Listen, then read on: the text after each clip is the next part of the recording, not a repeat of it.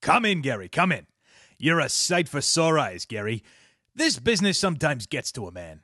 Yes, despite all my successes, despite the millions of dollars and the finest ivory carvings that line my walls, the idea of unfulfilled potential can still creep into a man's head. And when it does, seeing an old friend like you, Gary, well, it can really help raise my spirits.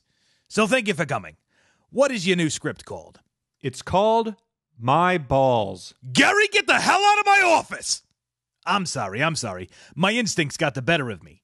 Forgive me, Gary. My instant assumption was that you meant my balls in a sexual way. My gut reaction likely reflects more poorly on me than it does you.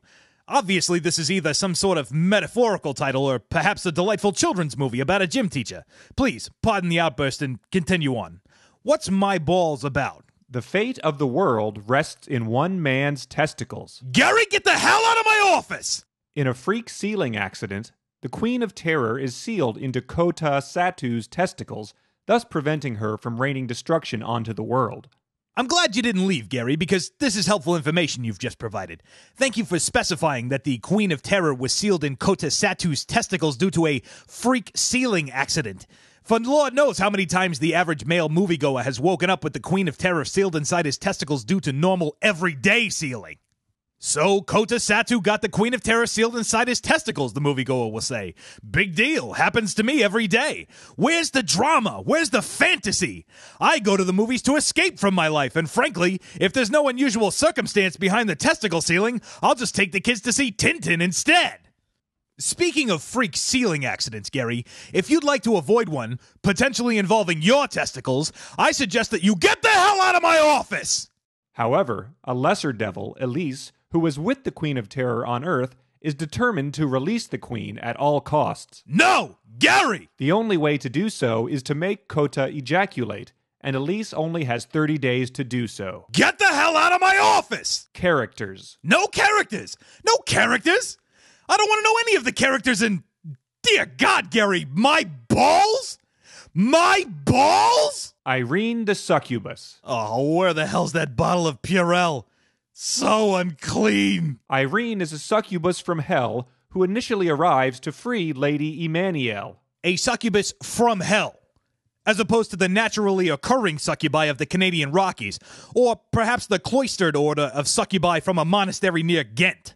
Like most succubus, she has a special power where she stores magic power in her eyes and rapes men with her eyes. Of course.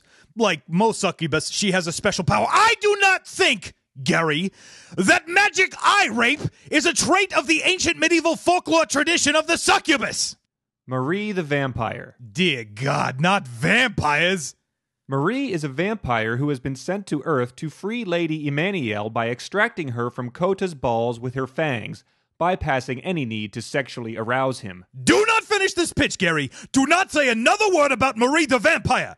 I forbid you to inform me whether her plan to extract Lady Emmanuel from Kota's balls with her fangs was successful. However, because of a previous incident where Elise kicked Kota in the balls, they retreated into his body. Kicks to the balls? A 30-day window for an underdog to accomplish a seemingly impossible task? Copious amounts of bodily fluids? Why, Gary, you may have written the next Adam Sandler movie were it not for the soul-rendering disregard for all that is good and decent that is exuded by every page of your screenplay. Like most vampires, she is easily defeated by a cross and a bulb of garlic. Well, of course she is. The story would seem kind of ridiculous otherwise, now wouldn't it? Isabella the Dead. Oh no, Gary. Isabella is a zombie. Because of that, she can control her body parts even if they are separated from her body. Damn it, Gary! Never in my life have I wanted to know less about where a story is going! She tries to make Kota ejaculate by making him swallow her finger and using it to stimulate his prostate while having sex at the same time, but a dog took her arm and allowed Kota to escape. Well, humanity certainly had a good run. Kota found it disturbing to have sex with her, seeing it as necrophilia. Oh, did he? Baphomet the Great Devil. Let me just stop you right there. You listen to what I am about to propose, and you listen closely, Gary. You were never here. We never had this meeting. You will walk out of here get in the elevator, press ground floor, and walk out of the building, as I presume you did not have enough change in your seat cushions to park in our world-class parking structure. You will get in your car, pray that it starts, and drive away. You will drive far, far away. In return, I will not alert the authorities. I will not phone in an anonymous tip to Variety. I will not use my sizable influence to wrangle a meeting aboard Air Force One with you-know-who in a couple of hours, even though I'm fairly convinced your screenplay for My Balls is a matter of national security. So just stand up and take your script. This meeting never happened. But, Gary, just out of curiosity, what was Baphomet's deal? Baphomet is a great devil of hell that claims to have more experience than other women because she's a hermaphrodite. Gary, get the hell out of my office!